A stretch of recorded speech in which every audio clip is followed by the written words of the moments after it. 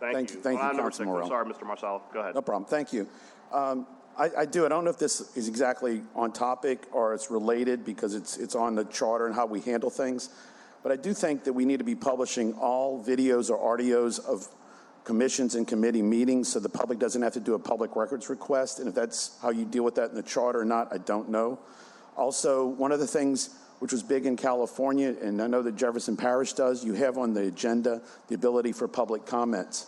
And I know there's often times where I would want to maybe talk on an item and you don't have that ability here for items not on the agenda because state law says it only has to be if you're going to vote on it.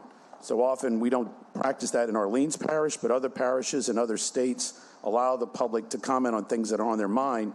You know, myself, like right now, we still don't have our Tivoli Circle signs, so I can't appear, you know, when do I come find you to like talk about that at a meeting as to where we are, or other issues that came up as far as when you're dealing with them. If the public wants to talk about something that's not on the agenda and you're not voting on it, we're excluded. And I think our charter should move more to be inclusive by allowing that to happen.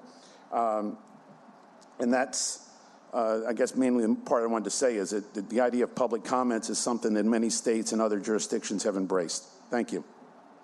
Those are excellent points and certainly things that we could consider in the future. I do want to one point you said, Mr. Marcel, and I think this is important for the public to know.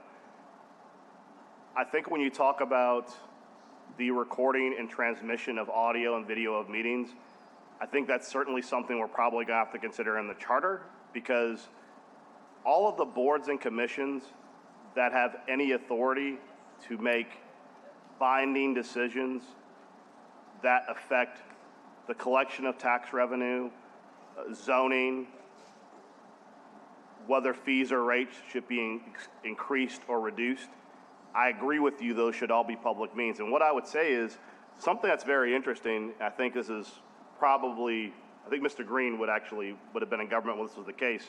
The Sewage and Water Board used to meet in the council chamber of the city of New Orleans. And when the Sewage and Water Board met in this chamber, it was easy back then on public access to watch a Sewer and Water Board meeting, or as a person in the public, if you had a concern or recommendation, you could attend a Sewage and Water Board meeting. I think that what you've begun to see for over several years, and several administrations, mind you, is an effort that unless there is a specific requirement that those committees, those organizations meet in a public forum that is recorded, it is sufficient for them to publish their minutes. And the challenge there is that when you have minutes, basically you have a person who's either on the board or in the board employ paraphrasing everything that was said.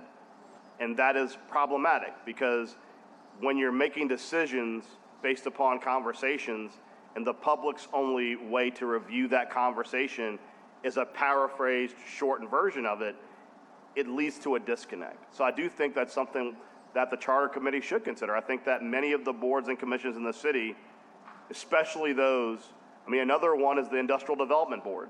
It should be meeting in here. I mean, the reality is that if you're going to have the ability to grant tax abatements that affect your ability to collect revenue, arguably, you should have your meetings at least in a public forum where the remarks can be recorded and taped and easily available. Yeah. So, Councilman Morrell, thank you for that. And I would add that today's technology, it's simple to see a camera go someplace and record things on live and Facebook, however it's done. In the marina, our situation is it's very close to the 500 residents that live around there. So I'd prefer not to see them have to come here to meet. But I think it would benefit us because they're looking at making that a special taxation district. They're looking at rezoning the park to be commercial. There's a lot of issues, I think, that need to be taped so that new boards, as they come along, can review a tape to get up to speed as to what's been going on when you have a new board member. And there's vacancies on that board right now. This has been going on for decades, 2 decades, about rezoning the area. And it'd be great to be able to look at those without having to do a public records request. Thank you.